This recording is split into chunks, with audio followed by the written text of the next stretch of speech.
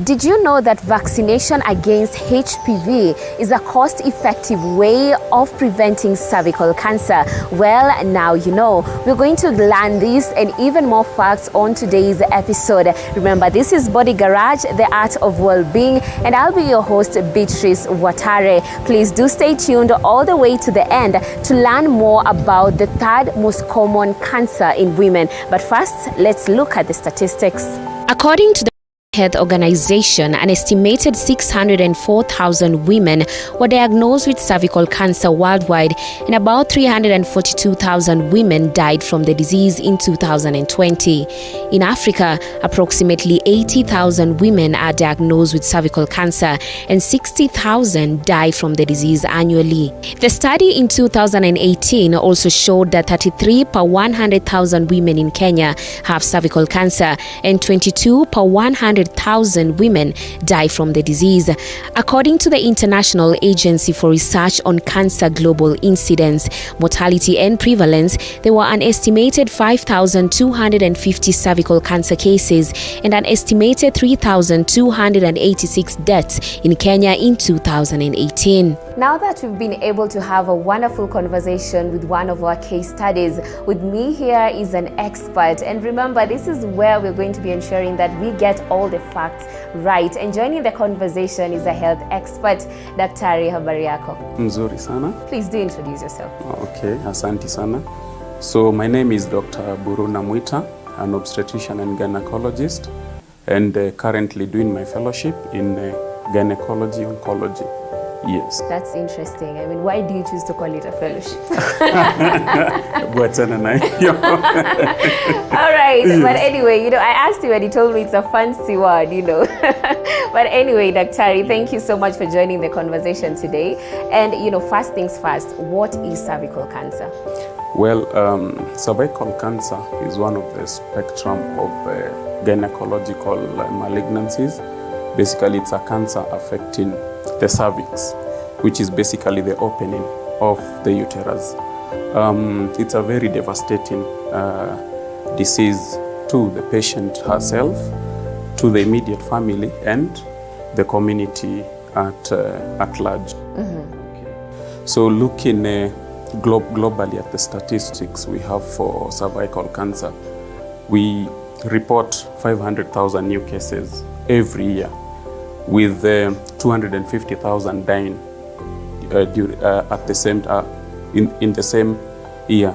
So in our setup in Kenya, we report about 3,000 cases with about 1,500 deaths annually. So you can see the effects of the disease. Yeah. Yes. It's literally half of the people who get it. Yes, die from it. And the unfortunate thing is that cervical cancer is actually preventable through robust screening and vaccination programs, which are all available in our setup. Yeah. Yes. And at the start, I had told people watching that you can actually prevent the cervical. Okay, I've heard you calling it cervical cancer rather than the usual cervical. But yeah, cervical cancer, you can prevent it through the HPV virus vaccine. Sorry. So I understand that we have different types of the HPV virus, right? So which particular one causes the cervical cancer? Usually for the HPV, the human papilloma virus, we have over 200 strains, but about 14 of them are able to cause the cancer. But the commonest ones that cause cancer, about 70% of them is the HPV 16 and 18. Yes. So does the vaccine also capture that as well? Yes, we have three types of vaccines available. So there's one that covers 2 of the viruses, the HPV 16 and 18, and another covers 4, and we even have one that covers 9 of the viruses. Yes. Oh, right. And I understand that cervical cancer is all about the female reproductive system. Yes. So at what age is one more predisposed to the cancer itself? Well, what we have to know is that the human papilloma virus is sexually transmitted. So what we say that is that as long as you are sexually active, you have to be screened for the disease.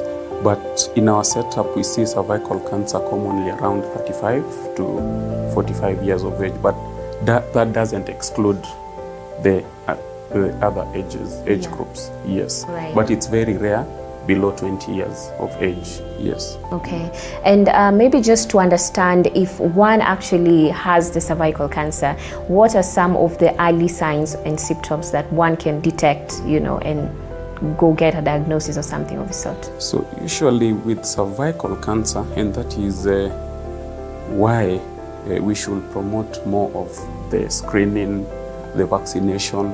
At the early stages, it will be difficult to know.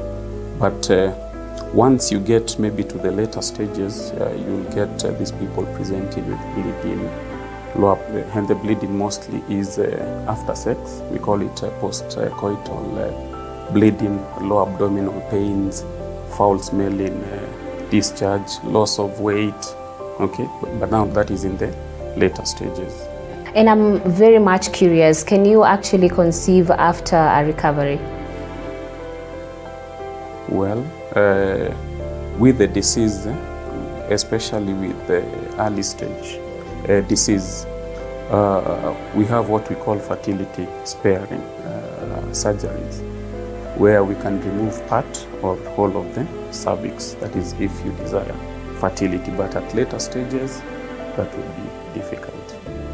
So it's really important to make sure you go for regular screening. It is very, very important, yes, to go for screening, especially now that, as I said, they are available at all levels of health facilities that we have in our country. And in our setting, usually, depending on your status, HIV status, it could be yearly or after every 3 years, depending on the results that you get. So if you have had regular screening, then we can safely stop at around 65 years of age, as long as you have had 3 negative screens years prior to getting to 65. Okay. Yes. Yeah, and maybe personally, I'm asking myself. So, which hospitals can you get screened? Is it at any medical center that you go to? As I said, any level of health facilities in our country. Yes, even level 1, they can do the basic screening. The one I talked about, the visual inspection, those ones can be done from that facility. Yes, so that should not be a reason not to go for screening, that facilities are not available. They are available, yes. Okay, and maybe now moving down to the treatment part, apart from what maybe the treatment entails and the radiotherapy, chemotherapy, so after getting diagnosed and you've actually started the journey towards recovery, so what are some of the lifestyle habits that you need to adapt, nutrition and stuff like that, to make sure you speed up your recovery? Well, during the recovery process, or even during the treatment from diagnosis, one of the most important things that you have to get is the social support to allay the anxiety, the fear that one may have, especially with the diagnosis of cancer. And this is where the family support comes in as a very important component for your general well-being. We have support groups, cancer support groups, where patients actually meet. They meet people who have gone through the same journey, and this actually helps them with the recovery period. Obviously, after treatment or during treatment, usually when we are managing these patients with cervical cancer, it is a multidisciplinary kind of management, where, as you've said, we need nutritionists to advise you. Okay, we need psychologists or counselors with you to help you through the journey. Yes. And I think it was just yesterday when I was having a conversation with one of my friends. Nowadays everything people do, they usually update on their statuses. Yes. But you don't see, young mothers taking their kids for these vaccinations and posting about it. There is that apathy. But you see, as the stakeholders, especially now, you in the media, we in the health, obviously the government would come in strongly. I think it is the information that is lacking. Yes, and it is up to us to actually make sure this is disseminated to the general public. Just like we had campaigns about HIV/AIDS in the 90s, 2000, TB.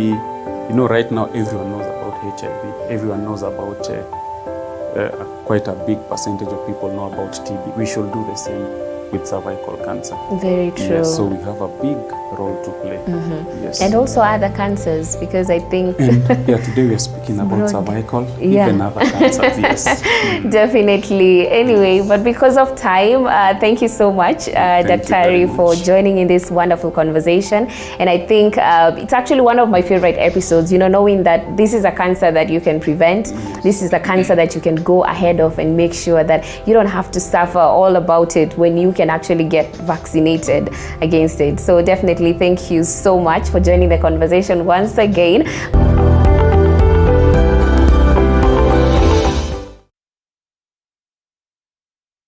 You are watching TV47, the home of untold stories.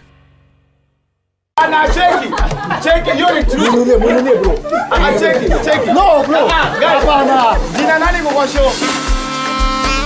Ladies and gentlemen, karibuni sana. This is Dr. Fonega tonight. My name is the Eagle himself, the Duke of Kakamega. Dr. Fonega is my name, of course. You never know who we're going to be bringing. Could be bringing your favorite politician. When are you coming back home? Stop asking nonsense. Could be bringing your favorite YouTuber. Unaniringia sababu mimi hiyo time wala economy ilikuwa imenichapa. Nilikuwa juu ya githeri. Content creator, celebrity, all of them live on Dr. Very tonight. To all the ladies and to all the men, you can sort yourselves out. Of course, I leave you. Hujambo na karibu katika habari za TV47 jioni. Mnakumbuka hii televisheni ni ya waganga kutoka Tanzania.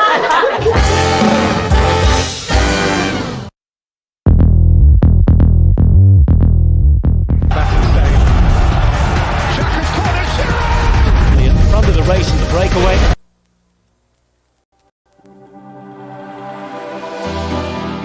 How well do you know what's happening around you? Morning Cafe with heated political debates. Baraza la Siasa. Hiyo kitu azungumzie, angalie hali ya maisha ya watu. Informative health discussions. Business, farming. Tasty Wednesday, Fitness Thursday, and Feel Good Friday with amazing DJs, celebs, waimbaji, kuna comedians, alafu kuna wajinga, and music bands.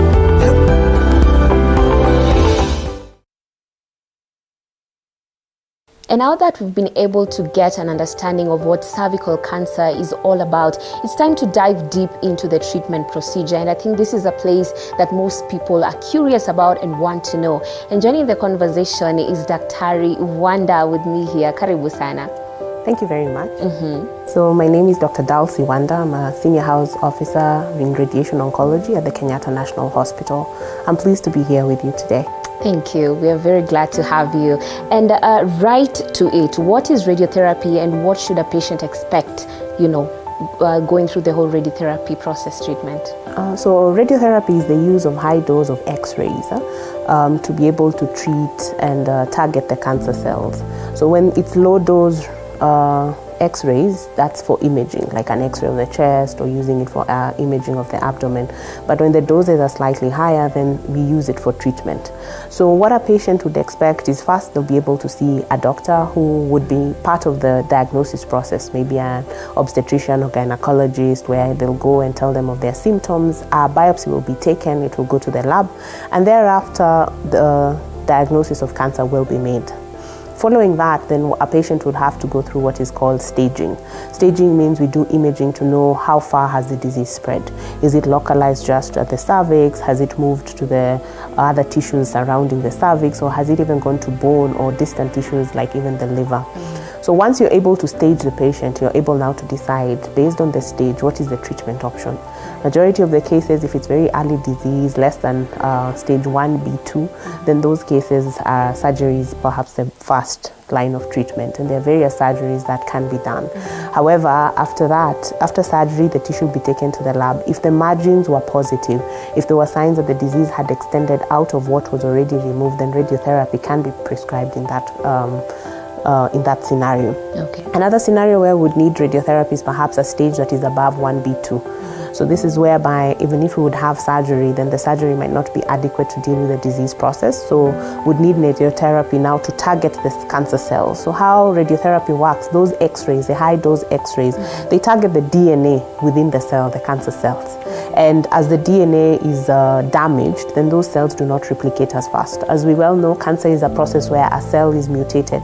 It doesn't go through the normal process of being born, growing, developing, and later dying off. So that process of normal growth and development is hampered. So how radiotherapy does, it breaks down the DNA so that the cells do not replicate very fast. The cells are not in a position of actually breaking off and going into circulation and going to another tissue. Okay, so what should a patient expect when receiving radiotherapy treatment? So what would happen after the diagnosis? You've seen the doctor has been able to prescribe the treatment, then you need to give consent. You need to give the doctor permission to give you that kind of treatment, and that's informed consent. So you'll be explained to what are the side effects, what should you expect. You'll be told about how to manage those side effects. You'll be told about any complications that may arise. Then the informed consent will mean you'll have to put your signature so that you say, yes, I'm totally aware of the treatment you want to give me. I'm aware of the side effects, and I'm ready for this kind of treatment. So once that is done, on the day that you're coming for what is called simulation, you need to come for the planning of the treatment. So you'll come and we'll do imaging. Majority of the cases we do CT scan imaging, and the imaging is a simulatory imaging. So it will show us where the tumor is, so that as the doctors who are in clinical or radiation oncology, we're able to contour, to draw exactly where we want the rays to go to.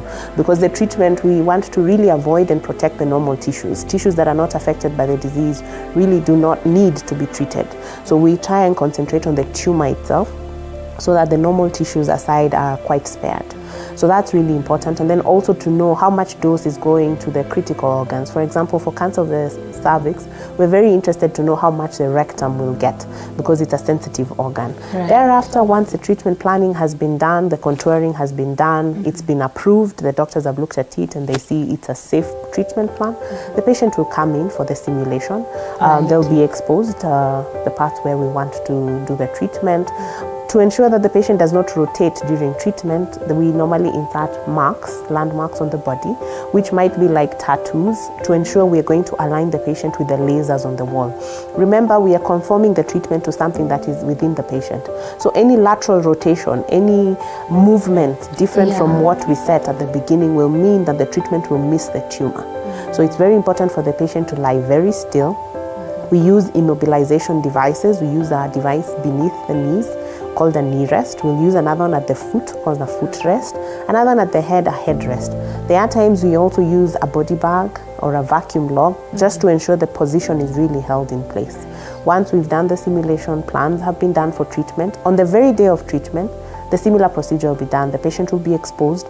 They'll lie on the flat couch of perhaps the Linac machine, because we'll start with external beam radiation.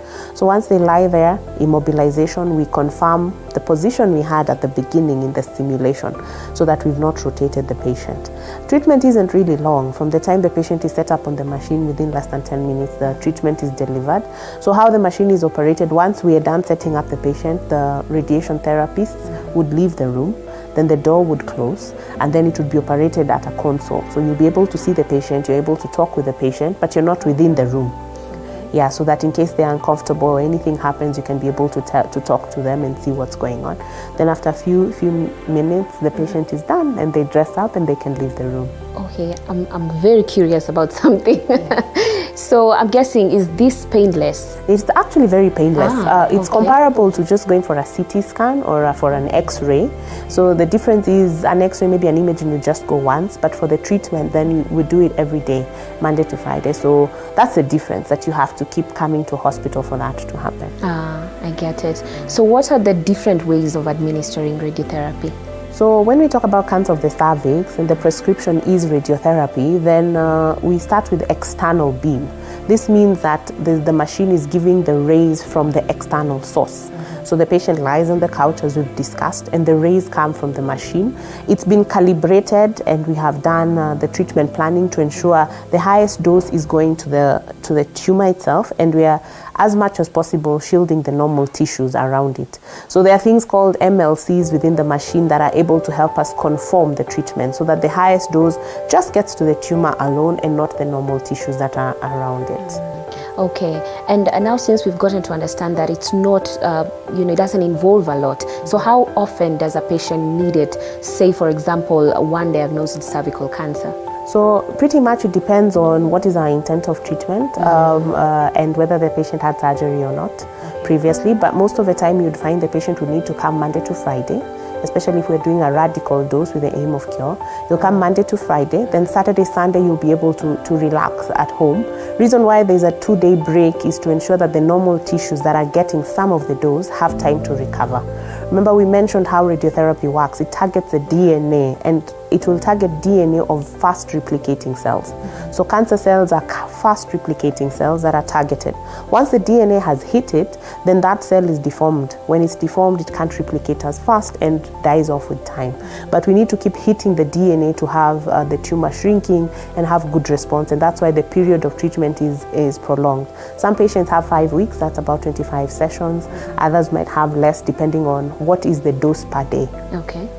All right. And at what point, with a patient diagnosed with cervical cancer, at what point would you require radiotherapy as part of your treatment? So as I mentioned, it's really a continuum from the time of diagnosis and staging of the patient. So based on the staging that you've staged the patient at, that's where the decision is made. That this patient will need radiotherapy, and the dose is chosen, and how many sessions they will get is also discussed, and whether they will need only the external beam or will need to also do brachytherapy.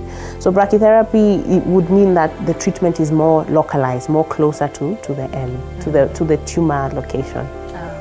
Okay, so I think the thing that I'm most curious about, when it comes to cervical cancer, and I get to understand that, most times when radiotherapy is being performed, or maybe chemotherapy, we get instances of other cells being damaged as well. So how do you prevent it? Is it the whole tattooing thing, does it make sure that it doesn't extend? Okay, so the tattooing bit is to ensure that the position you had at the beginning where you planned the treatment is replicated. So that ensures you are actually treating the tumor. You don't have a geographical miss because the patient is aligned differently. What else we do is ensure that when we're doing the planning, the treatment planning, we actually just ensure where we want the dose to be is really tight, meaning we're sparing part of the normal tissues. We also calculate to see how much is the dose going to the rectum, because there are guidelines that say how much dose can go to the rectum safely. And if you exceed those doses, then you're going to have more toxicities to the patient. The abdomen and the intestines are also a sensitive organ. So we also calculate to see how much dose are they getting. If the dose is high, then we have to replan the treatment for the patient. So for cancer of the cervix, the treatment can be twofold, using external beam radiation and also using internal radiation, such that the external beam shrinks the tumor and leaves perhaps a small area at the cervix level, which we need now to insert applicators close to that area to deliver radiotherapy for the patient. Okay, and I think the other thing is, the whole thing about radiotherapy and stuff like that, is it a must for you to actually go through it, especially when you have not just cervical cancer, any kind of cancer? So the best thing is to actually listen to your doctor, because there are guidelines that outline how you treat cancers. Cancer is not one disease, it's actually very many diseases. And even cancer of the cervix, 10 patients with cancer of the cervix might not have the same treatment based on what type of cervical cancer they had, what stage did they present at. So it's really important to have a discussion with your doctor. Most cases in hospital, once you're diagnosed with cancer, goes through something we call a multidisciplinary tumor board, where a group of doctors, the gynecologist, the gyn-oncologist, the radiation and clinical oncologist are present. And that makes us come up with the best management plan for an individual, so that we are not making an individual or outside the guidelines. We're not making decisions that cannot be ratified. And the guidelines we use in Kenya, it's very important for everybody to know they're worldwide guidelines, meaning the treatment you'd get in Kenya for perhaps cervical cancer will be the same treatment you get even if you go to the US, even if you go to India. That's the treatment you would get. So pretty much it's important to listen to your doctor, let them explain to you this, the whole treatment process. Know what your diagnosis is, what is the plan, what do you need to do and how do you need to do it, so that it's done at the correct time as scheduled as per the guidelines. Okay, and during this whole process, the radiotherapy treatment, what kind of nutrition and lifestyle does one have to, adapt? Oh, that's a very good question. I'm sure many people always want to know, because a lot has been talked about when it comes to nutrition, and sadly some of the information is a bit misleading. So the most important thing is to know that there is breakdown of cells. So the radiation itself is breaking down the abnormal cells and some of the normal cells. So what we encourage is a balanced diet. Balanced diet means you have your carbohydrates, you have your fibers, you have your protein, you have your fruits. And we do not encourage strict dietary restriction, with the exception of perhaps alcohol and cigarette smoking, because those two are known to cause perhaps other mutations that can make you have other cancers. But pretty much, if you have a balanced diet, that is recommended. Yes. Okay, and there's somewhere I was reading, they were talking about you not being allowed, or rather not advised, to take dry foods, especially if maybe the radiotherapy was done at a certain area that's maybe around the neck and stuff like that.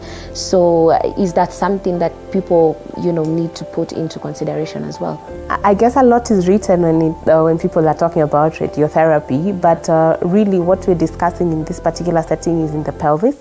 Cancer of the cervix means we are treating lower down. So really taking dry foods may not be a challenge, with the exception of perhaps individual patients who have individual needs that are not, you cannot say as a blanket statement all patients with CA cervix would need this kind of diet. However, I think the take-home message should be that dietary restrictions are not something we emphasize unless the patient has a particular allergy, a patient has a particular side effect to a certain food, then that could be restricted, or they have another condition like they are diabetic, so we tell them now to limit their sugars, or they're hypertensive, we're talking about salt reduction. But pretty much the diet we want is a balanced diet that's healthy. Yeah, and I think that's important, because sometimes, when you put so many restrictions, it might even tamper with, the psychological bit of how it all works out. Now, as we conclude, maybe on the last question, I understand that, we can get some complications associated with radiotherapy, chemotherapy. So how do you contain them? So yes, it's very true. Remember, these are rays that are targeting, yes, the tumor, but they will pass through normal tissues from the skin all the way targeting the tumor.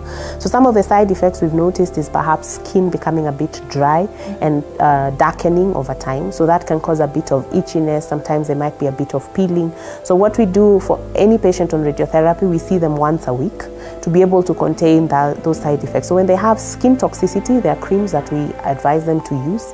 We talk about skin care, how to wash the skin, how to dry it to ensure there is no much bruising. We advise on what other creams to avoid or which ones to apply. There's also toxicity, because remember, the pelvis has part of the intestine. So it's important for them. Sometimes they might have a bit of bloating, there might be a bit of diarrhea, but the fact that we review them every week, as the side effects come up, we're able to address them either with medication, those that are maybe psychological side effects just because of the diagnosis, the stress levels that the patient has, then we're able to deal with that, to help them cope with that, have them have counseling. The social worker is also involved, because there's also the financial toxicity of treatment, because you have to travel, maybe you have to have a caregiver, the costs that go with it also causes some psychological toxicity. So really it's like a whole continuum of care, and the fact that we see them weekly, any of the side effects that come out, if they're a bit nauseous, if they're having diarrhea, if there's a peeling of the skin, then we are able to address that as we go along. Right. Wow. Thank you so much for sharing in this wonderful conversation.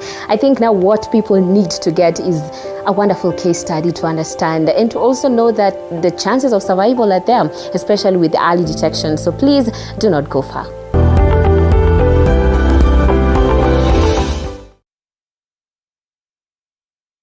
You are watching TV47, the home of untold stories. Sonadol Extra imetengenezwa kwa njia spesheli kupambana haraka na maumivu ya kichwa, mwili na hata meno. Sonadol Extra, hakika maumivu yakizidi, pata ushauri wa daktari. This is Doha, this is Qatar. We come together tonight, a billion of us in every corner of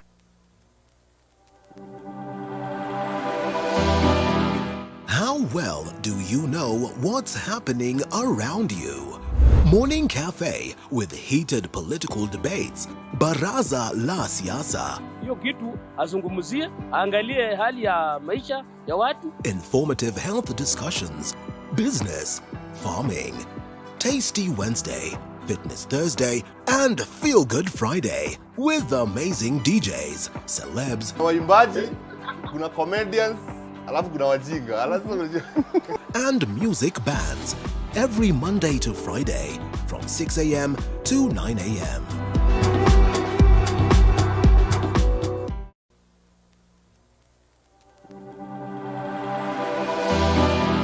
How well do you know what's happening around you? Morning Cafe with heated political debates. Baraza la Siasa. Hiyo kitu azungumzie, angalie hali ya maisha ya watu. Informative health discussions. Business, farming. Tasty Wednesday, Fitness Thursday, and Feel Good Friday with amazing DJs, celebs, waimbaji, kuna comedians, alafu kuna wajinga. and music bands every Monday to Friday from 6 a.m. to 9 a.m.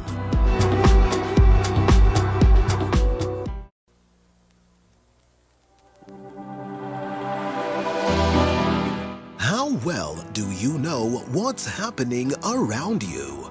Morning Cafe with heated political debates. Baraza la Siasa. Hiyo kitu azungumzie, angalie hali ya maisha ya watu. Informative health discussions. Business, farming. Tasty Wednesday. Tonight, William Ruto marks first national event as president. We have also made arrangements to make another 6 million bags of various types of fertilizer available for the long rain season. With a section of Kenyans feeling he fell short of their expectations. Ilikuwa nisikie akitaja unga. Maisha yametulemea. Unga ni 250 saa hii. Mkate ni 70, maziwa ni 70. Ni kiasi 200, hiyo 200 ni ya unga, hata itoshe unga. Learners along the Isiolo-Meru border forced to stay away from school as the ravages of drought intensify. Kirudi nyumbani hapati kitu. Anashinda tu njaa, mamake naye ameenda kutafuta tena. So kwa sasa hivi ile chakula wanapata hapa ndo nalalanga nayo jioni. They want the president to intervene by announcing immediate intervention measures. Like last time, we had no food. And the beginning of this term, now we are in the 4th week. We have enjoyed the level food for the 2 weeks. The first 2 weeks, there was no food. Also tonight, scores of Laikipia residents nursing injuries following an overwhelming invasion of the area by herdsmen from the neighboring county, while in search of pasture for their livestock as drought takes a toll on them.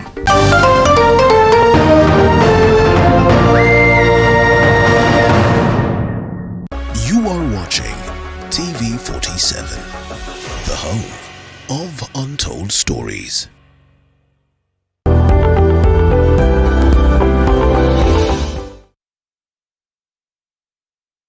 Kwa majina ni Esther Mudhoni kutoka Nakuru na nimeokoka. Yesu ni Bwana. Mimi kujua dalili zangu za kansa nilianza na kubreed. Sasa nilikuwa nafikiria ni ile period yetu ya wamama. After 3 days inarudi. Halafu ikikaa tena inarudi. Mimi nikakaa tu hivyo, nikafikiria tu ni hii shida tu ya kazi, na nikaendelea tu kwa muda nikibreed, sababu ilikuwa inaacha kama wiki moja, after wiki kama ingine moja inarudi. Sasa nilikuwa nafikiria tu ni hiyo, nikakaa nayo, ikaanza kukua ile mzito. Si breed hii wa mama tunakuaga nayo for 3 period, ile tunakuaga nayo for 3 or 4 days. Sasa ikaanza kuwa mzito. Mimi nikatulia tu na sikuwa nafikiria inaweza kuwa shida. Nikakaa nayo almost 6 months kama inatoka hivyo. Sasa kama sisi wa mama ni kujipanga, tunajipanga, nilikuwa najifunga tu vizuri, lakini hakuna wakati nilikaa kwa nyumba. Sasa mimi nilikuwa naenda tu job, lakini nikifanya kazi nasikia nimechoka sana. Sasa kitu yenye sasa tuliona si hiyo, sababu nilikuwa nakunywa painkillers. Sababu ya hiyo mgongo nilikuwa sana nakunywa Brufen na diclofenac. Sasa nikakunywa tu, nikaona haisaidii. Sasa ndio nilianza kuumwa sana na mgongo. Tukagiu na mzee niende medical. Mimi nikaenda medical na nikatumwa kwa block 4. Huko nikaenda na nikaongea na daktari, wakaniambia sasa nastahili kupelekwa block 21. Mimi nikaenda daktari mwenye nilikuta huko akaniambia, nikamwelezea shida yenye niliko nayo na nilipelekwa na daktari mwingine huko. So huyo daktari nikiingia nikamwelezea vile naendelea na hiyo period vile imenisubua, sababu mimi nilikuwa nafikiria ni period. Sababu hii ugonjwa yangu ilikuwa cervical cancer. Sasa huyo daktari akaniambia niende nitafute pesa, ilikuwa 2300 kitu kama hiyo. Niende nikuje nifanywe screening. Sasa nitolewe atika nyama. Mimi nikashindwa hiyo inaenda aje. Nikarudi kwa nyumba, nikarudi home. Mimi kukuja tukatafuta pesa na nikaenda. Ni kweli mimi nilienda na nikafanyiwa hiyo. Na nikaambiwa nirudi after niwape namba ya simu, alafu watanipigia. Kama result itakuwa imetoka kabla 3 weeks watanipigia. Kama itakuwa zaidi ya hapo nijirudishe huko medical, ndio wanipe result yangu. Nikakuja nikakaa for 1 week. Kukaa nikapigiwa simu, ilikuwa siku ya Friday. Nikapigiwa simu nikaambiwa natakikana medical.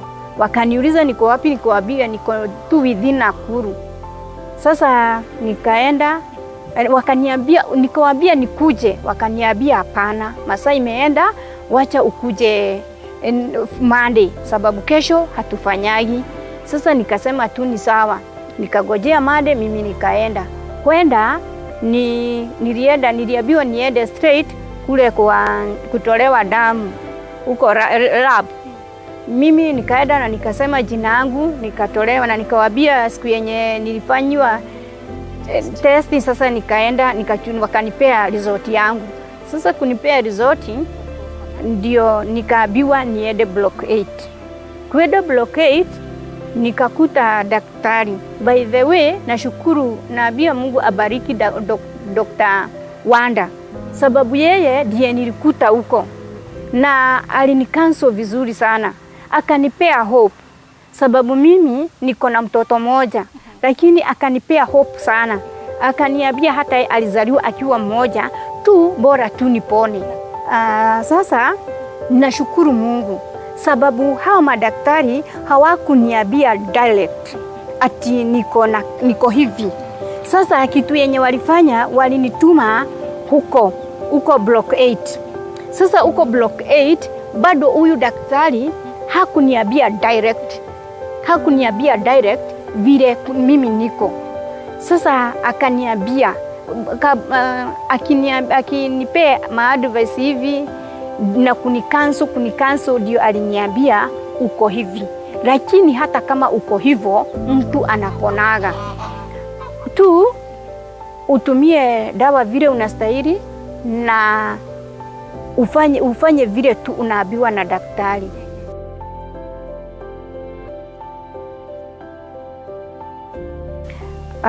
Wakati niliambiwa vile kuko, niliambiwa tujaribu nianze chemo. na nikaandikiwa nifanyiwe kemo 6 na akatuambia vizuri vile hiyo kemo inastahili kufanywa. After siku 8 naenda kutolewa damu ndio nionekane kama niko na damu. After 3 weeks ndio nilikuwa naenda kuwekwa kemo. Sasa tukaambiwa sababu mimi sikuwa na kadi ya NHIF. Sasa tuliambiwa kama tuko na kadi, tukawaambia hatuna kadi. Tukaambiwa twende tutafute 24,000 alafu after that tujaribu tukate kadi ya NHIF. Sasa tukaenda na tukatafuta.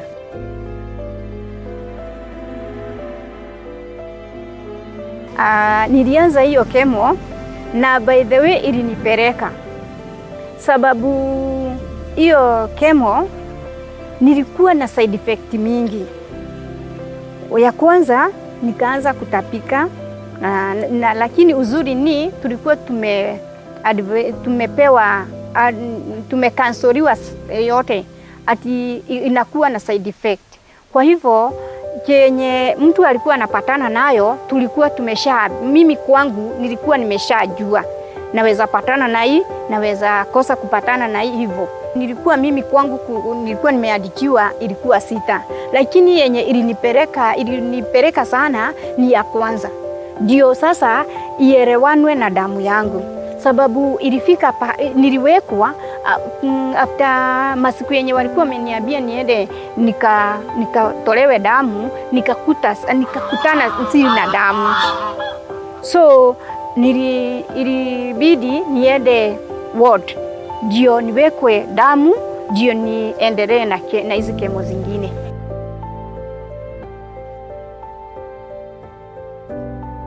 Zote by the way niliwekwa 5 sababu ilinipea side effect ya miguu. Sasa sikuweza kumaliza ya 4 sababu walijaribu na mimi sana.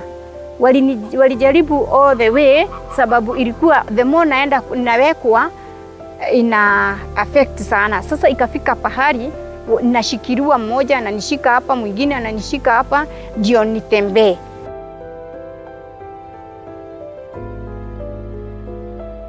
Kwa chakula walikuwa wanatuadvise sana tukule protein na matunda, na tena tukurage masaa mingi, tukurage sana na vitu ziko na nguvu, sababu hizi dawa bado zilikuwa na nguvu sana. Sasa ilikuwa hivyo, yani ukule vizuri, ukiweza usikule nyama ya ng'ombe, ukule kama nyama ya fish ama ukule kitu kama omena, vitu kama hizo zenye ziko na iron.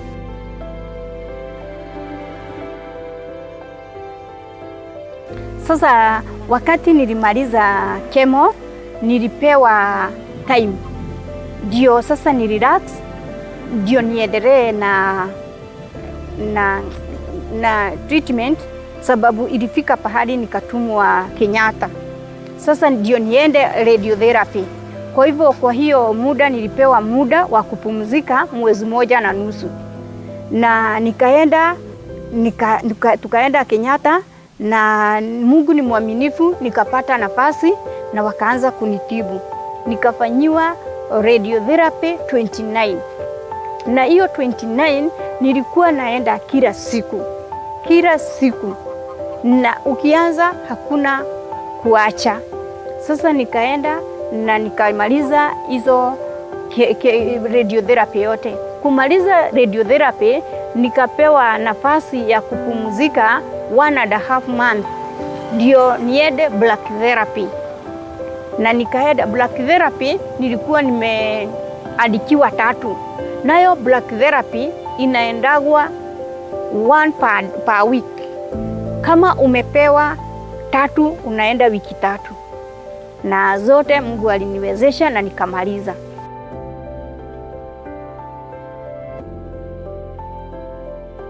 Sasa niseme niko sawa, sababu hiyo wakati nilikuwa nafanyiwa hizo makemo hizo zote treatment, mwili yangu ilikuwa inachoka sana. Nikifanya kakazi kidogo nasikia nimechoka sana sana mgongo. Nilikuwa nasikia kuchoka mgongo sana nikifanya tu kakazi. Tena hizo ma side effect kama hii ya miguu yangu ilikuwa imekufa kutoka hapa kwa magoti mpaka chini. Sasa the more naenda ndio inaenda ikirudishaga nguvu. Sasa kitu yenye iko mtu mwenye ako na hiyo side effect anastahili kukunywaga maji. Sana kukunywaga maji.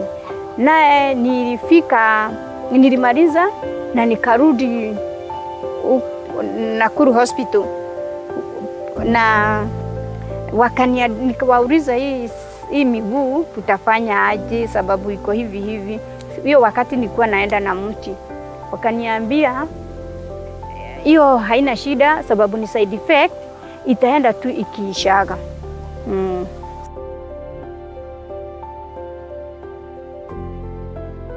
Sasa kitu yenye naweza kuambiwa uko na kansa si ati ni kukufa.